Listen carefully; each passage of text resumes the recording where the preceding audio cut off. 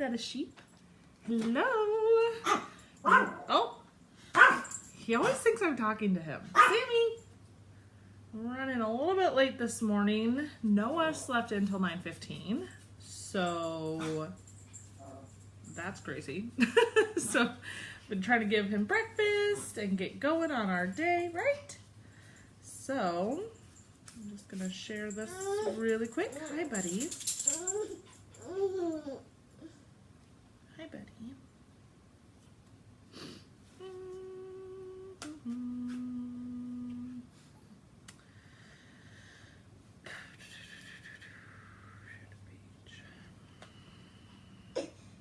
You one up here? He doesn't have pants on. Sorry. Who's that baby? Who's that baby? Well, let's maybe not eat that.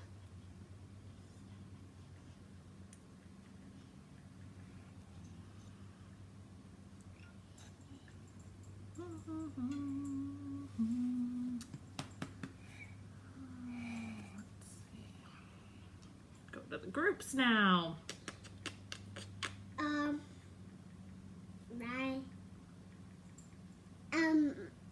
Oh, really? What do you want to tell them?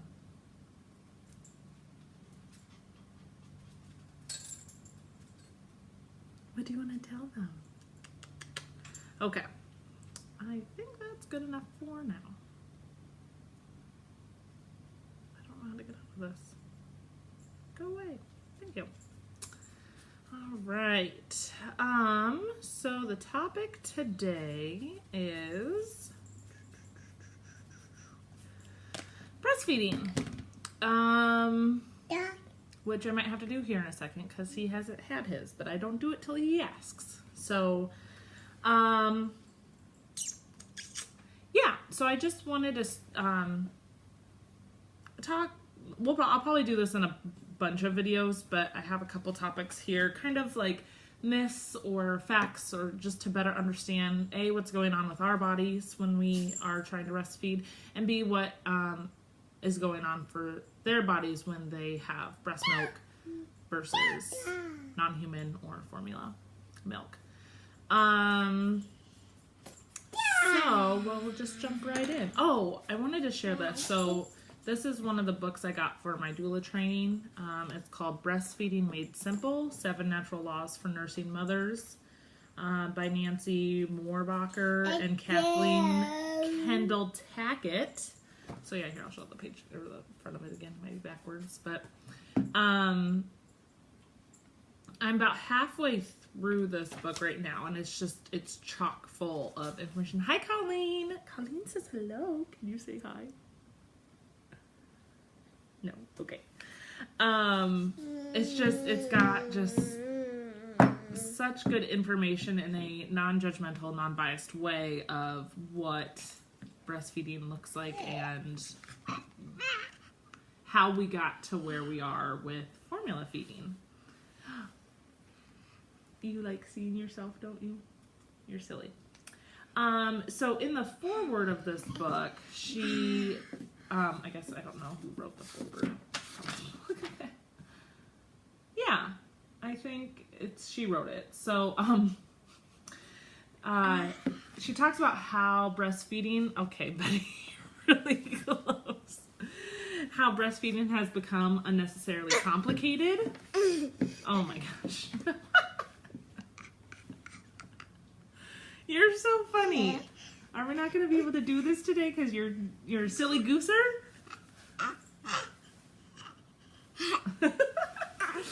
Okay. Here. Hey, what's this?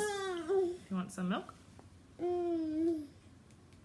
All right. So, I'll just read a little, it's like a paragraph here, kind of excerpts from it. So, she talks about when formulas first started to become popular in the early part of the 20th century, they were super complicated. That's why they were called formulas. You'd have to like make sure you took so much of this ingredient, so much of this ingredient, and based on the baby's age and weight and stuff. And so you had to be super careful mixing them.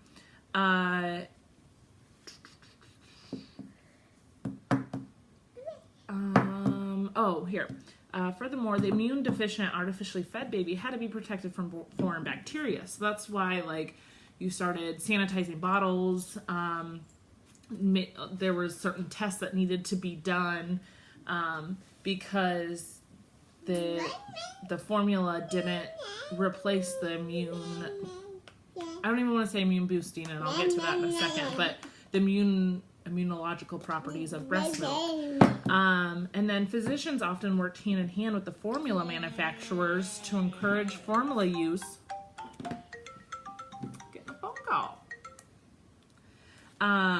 To encourage formula use because they suddenly had a new reason for patients to come in.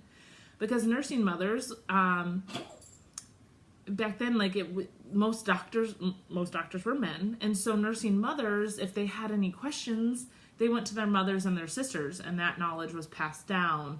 What is normal for breastfeeding baby, what is not, that kind of stuff.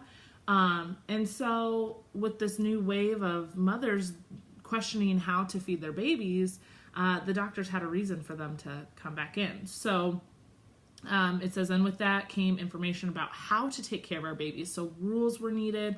Otherwise, why would the mother need the doctor? Rules were invented not only for how to make up the formula, but also for how often and how long to feed the baby. There were also new rules for childcare, rules such as leaving a baby to cry and thus avoiding spoiling them by picking them up. As years went on, formula preparation became less complicated, ready-made. It was simple. You just needed to add water. And at the same time, breastfeeding, which used to be easy and carefree, now became more and more complicated. The rules devised to use in formula preparation and feeding got applied to breastfeeding. Because after all, when you apply scientific principles to feeding an infant, it makes sense that breastfeeding should work exactly the same way. Sarcasm. It doesn't. So I think that kind of gives a snapshot at kind of how we got away from the biological norm of breastfeeding into formula-fed feeding. Okay. So, and I don't have it in my notes here, so I'm just going to touch on this because it kind of ties into that. So, it's estimated only about 5% of women who have children, I guess, are actually medically unable to breastfeed. I feel like there's so much, especially here in the U.S., talking about, oh my God, you are a ridiculous kiddo. Here, do you want to play with this? Here, look at this. Don't fall. Whoopsies. Here. He likes to play with my breast pump here. Here, you want to play with that? No? Okay. So yeah, only about 5% of women actually are unable to produce enough milk for their babies. So, again, I didn't include that in my notes today, so maybe the next time, because again, breastfeeding is such a huge topic and there's so much we can talk about.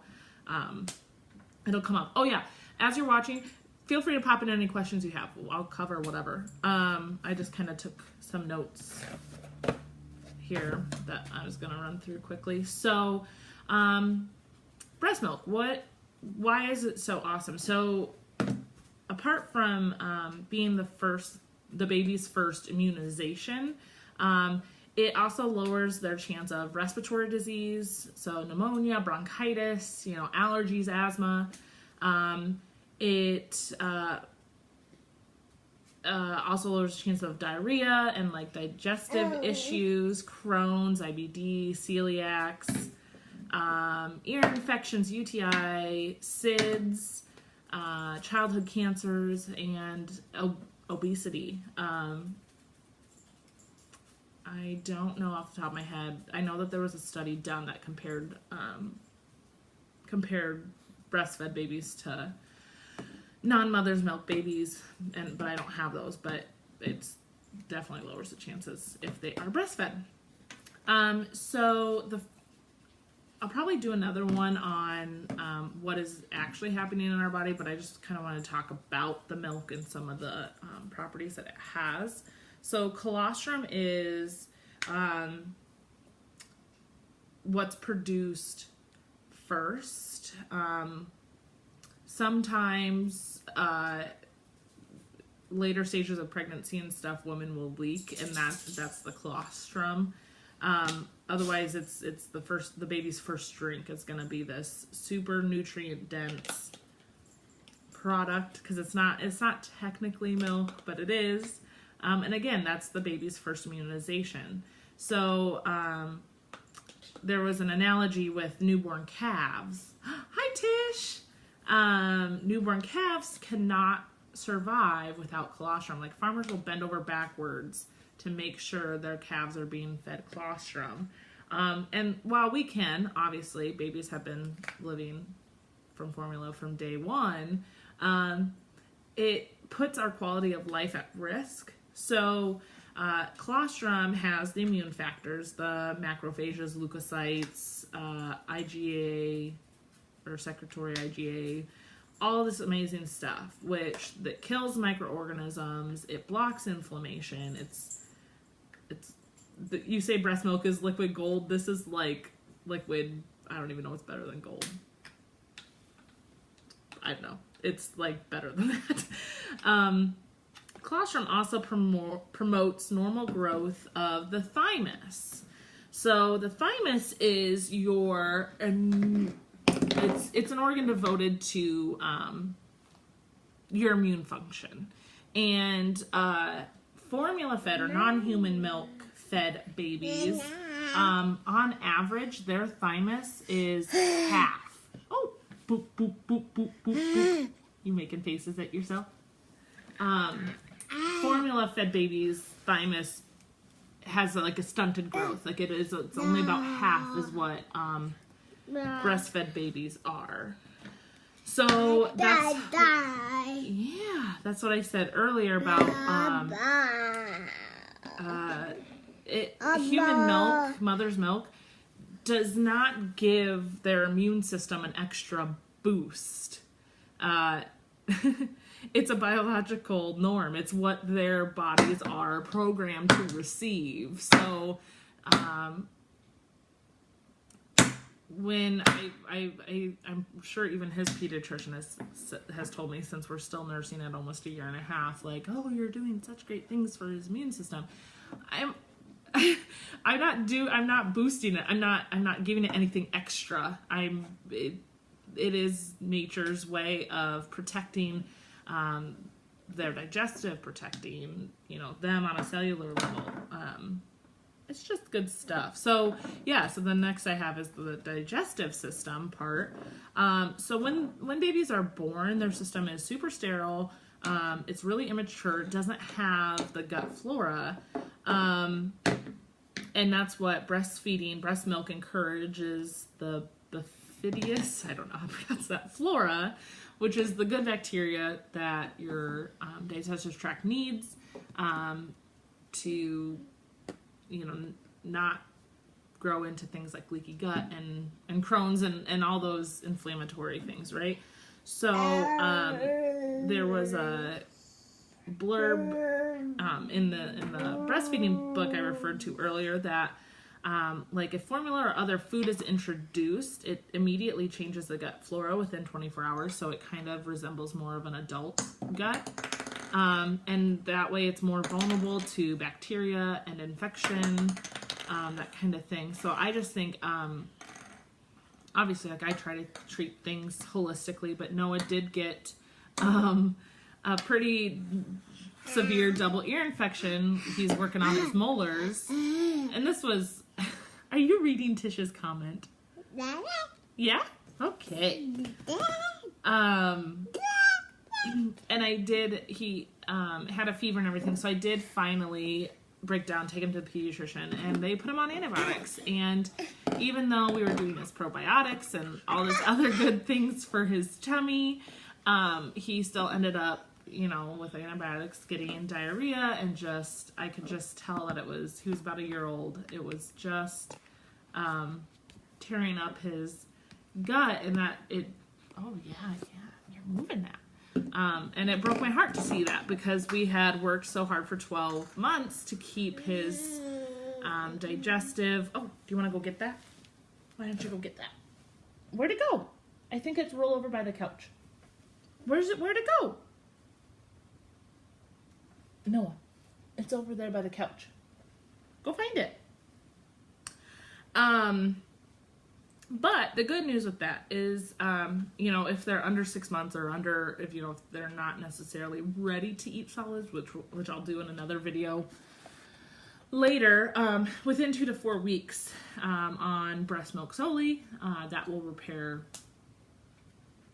and turn their gut flora back to normal. So, brain. I mean, it's just good stuff. There was a UK study of like 14,000 babies. 30% of non-breastfed babies were more likely to have gross motor delays at 9 months than babies that even had some mother's milk. So not even, especially breastfed babies. If they just had some intermittent mother's milk, they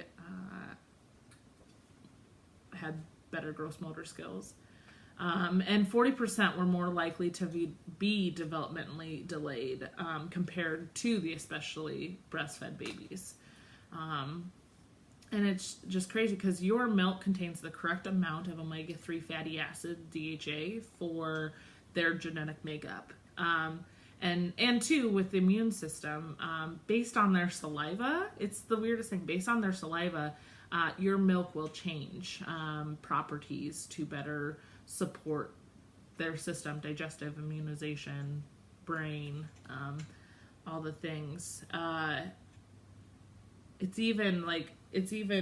Your milk is even calculated out based on their gender.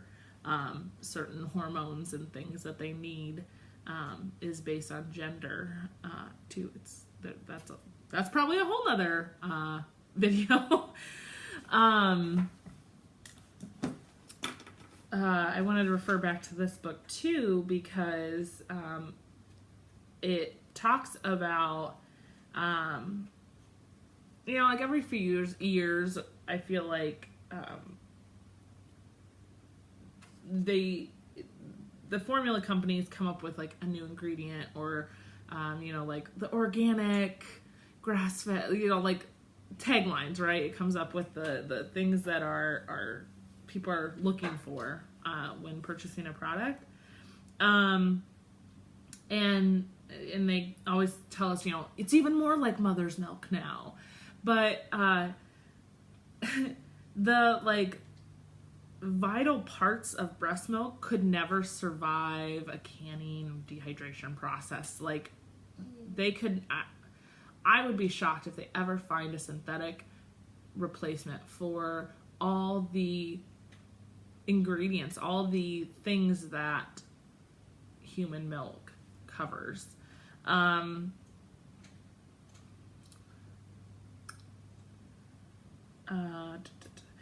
Well, and that's the thing too, is it says our lack of knowledge is reason enough to avoid man-made substitutes, or unless absolutely necessary, which again,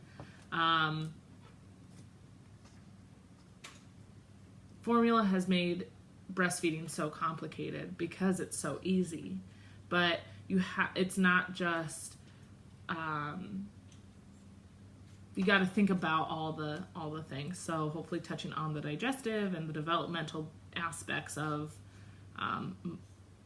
mother's milk is a thing. So does anybody have any questions? That's all I had for my notes, but I could talk all day about breastfeeding. I have my pumps down here. I can kind of show you what's up with that.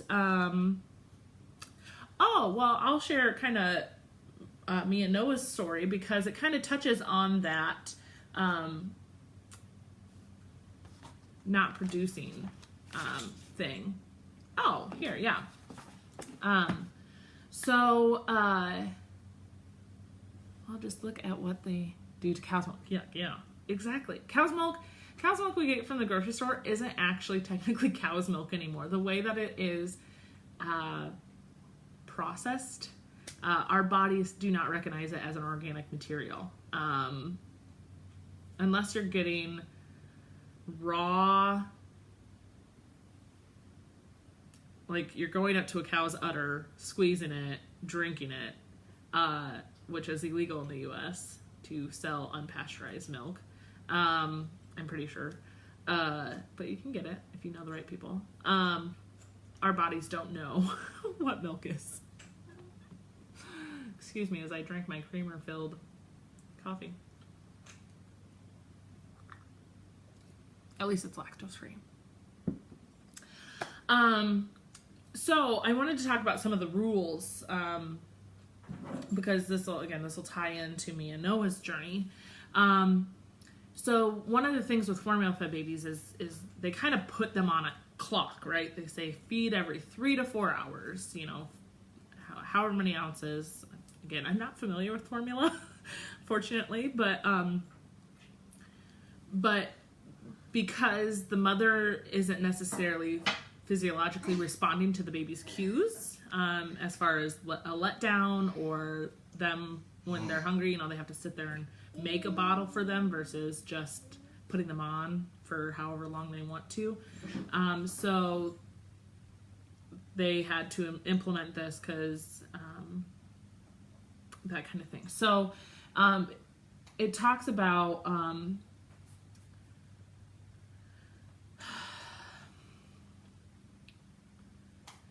the overstuffed child may then sleep 3 to 4 hours. So that's actually a really common thing I've been seeing across my mom groups. Do you take a probiotic along with Noah?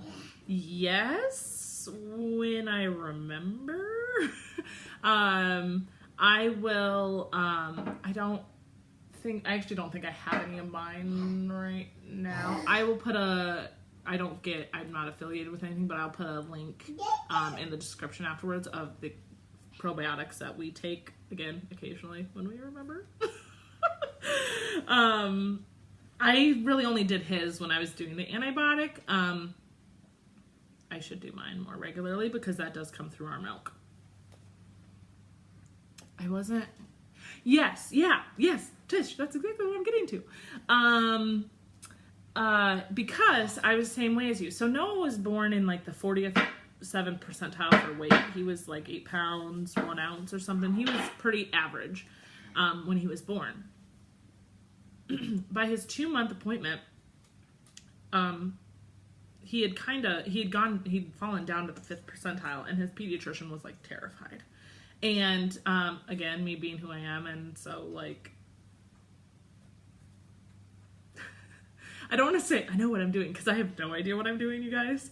But I trusted my mommy instinct, and I knew that he was happy and healthy. He had the correct number of wet and dirty diapers a day plus 100. So his output was great. We were feeding consistently every 1.5 to 2 hours.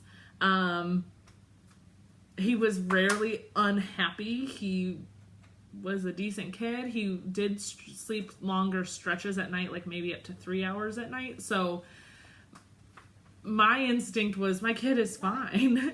Their instinct is they see it on a graph, and all of a sudden he goes from this curve to this curve, and they panic that it's failure to thrive. Oh, you might want to start supplementing with formula. They're not getting enough. And then unlike for me, who is very forgiving of myself, breastfeeding like some of the things women say is breastfeeding imposes too many demands. It's too hard. It takes a lot of work, because yes, it does. But I didn't listen to I didn't heed their warnings, because he was happy and he was healthy and he was peeing and pooping and doing all the things babies should be doing. And guess what? At 18 months, he's still at the 5 percentile. So he's just a petite kid.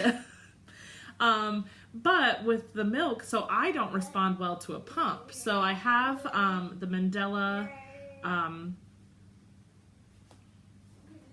I don't know, the Medela pump that I got for my insurance. When I was in the hospital, because I didn't have that pump yet, they got me a handheld one, which I don't have one, but a flange goes on here, so this isn't this isn't complete. This I did respond to a lot better than the electric one. I don't know if it's just a different kind of suction, or if I could maybe because I can control the suction. But still, I would only. So I started going back to work when Noah was 5 weeks, and I would pump every 2 hours, which is about what he was eating. And when I say I went back to work at 5 weeks, you guys, I did like 2 massages. It wasn't like I was working a 40-hour week. It took till he was about 6 months for me to kind of start taking a little bit fuller schedule of clients. So I had my 40 days of rest with him. But I didn't respond well to the pump. So it stressed me out to be away from him because I wasn't pumping enough to replace his feedings. And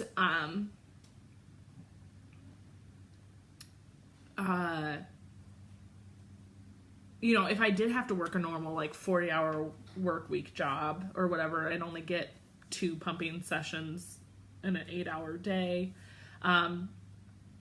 our breastfeeding journey probably wouldn't have been successful. And I feel like that's what a lot of moms, especially working moms, run into, because they aren't able to keep up, or, you know, it's an inconvenience for them to take that time away from work. Because pumping, even when you do it with the, I keep calling it mechanical or electrical, like electrical pump. Is that what it is? I don't know. When you do it with not the handheld one, it takes like 20 minutes to a half hour. It's a lot of work and dedication, because you got to clean and sanitize all the parts, in between. Well, you don't have to sanitize in between, but, it takes a while to pump. Whereas when you are able to, especially breastfeed, you're just relying on their cues. And, you know, the one thing that contraindicates what a lot of lactation consultants tell people, that I found with Noah, was that he was a one-side nurser. I felt really, oh yeah, that's actually the next one on the list. Feed for 10 to 20 minutes. And so and again, that's a formula fed, rule that was put into place years ago. But, oh, okay, we're back. Oh, sorry if it cuts out. But when applied to breastfeeding, it doesn't necessarily work because, like him, yes, he would maybe feed for 10 minutes, but it was just one side. And most lactation consultants will tell you to alternate sides during a feeding. So if you start, this is my left side, so if you start on the left side, after 10 minutes, switch to the right side, that kind of stuff. But because he had fallen in the weight category, I was worried that he wasn't getting enough of the hind milk, which is the like meat and potatoes. It's the really fatty stuff. And so then I just kept him on one side until he was done. And I went to a breastfeeding group. Hi, Betty. What did you bring me? Books? Yeah.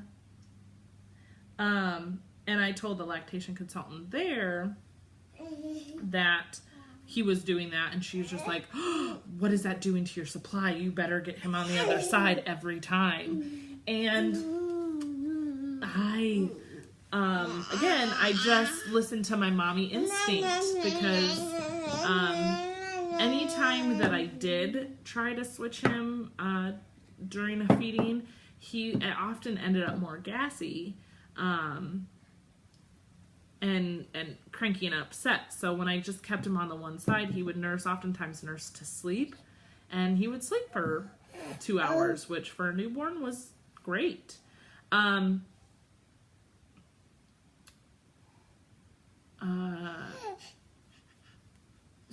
So there's so many rules in place for breastfeeding, and I guess my point of this is just to like understand that like what you don't have to follow the rules. You got to find what works for you and your child. And for me, it was just feeding him off of one side each feeding. So every 2 to 3 hours, or when, how it increased, time increased in between feedings as he got older, but I would just switch sides. So if I fed him off my right side, 2 hours later, I'd feed him off my left. 2 hours later, I'd feed him off my right. And we did that for a long time, right? And now I usually start him on my left, because now he likes to ping pong because he knows that there's 2.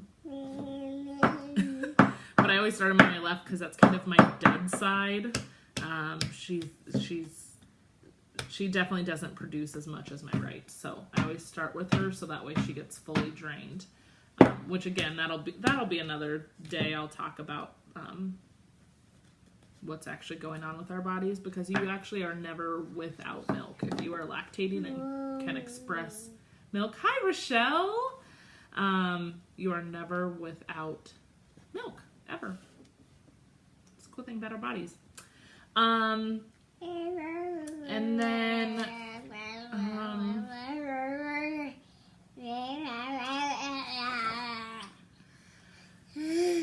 what else do I want to talk about? Does anybody have any questions or anything?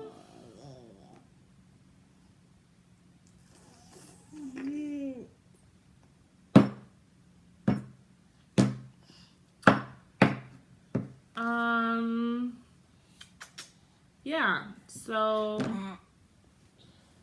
I don't know. That's really all I got for today. So if you guys don't have any questions, we can stop it. Look it. He's got these books, and actually there's a couple of them here. Of course, you didn't bring any that go. Oh, this one does. So they come in like a bigger book, and they go, like they line up or whatever. But then on the back, it's like a puzzle, and they make a panda bear. How cute is that? You like your panda? So, hi Rochelle, you're going to, yeah, she will. Oh, over halfway. But yeah, so that's just a tidbit into breastfeeding. Again, there's so much more that we can talk about. But main thing is, as long as they are having enough wets and happy, you just find what works for you when it comes to breastfeeding, right?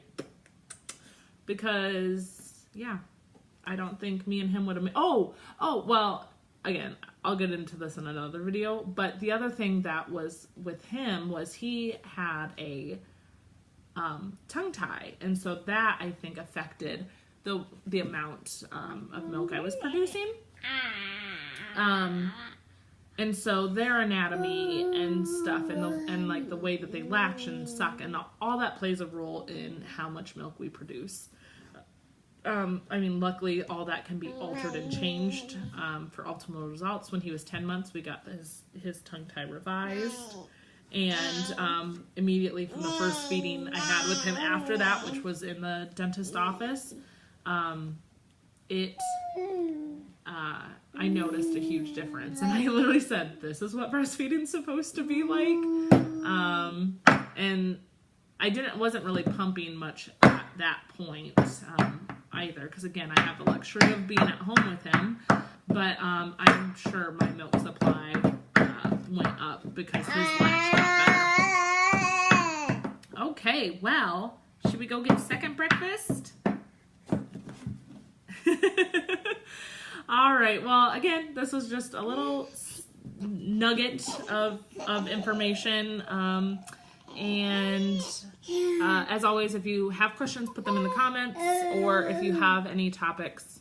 I was going to ask about that. Did you get that? Get with that lady. Yes. Was it like a podcast or something? Or YouTube? Something or other. Yeah, I did watch her for a little bit. I need to go back and look at some more of her stuff. I don't think I reached out to her, but I looked at her stuff and I loved it. So yeah, I will put the link of the probiotics in the comments or top or wherever I get to. But yeah, so that's it for today. Hope everyone has a good Monday, and we will be back next week, won't we? Yay! Bye, everyone.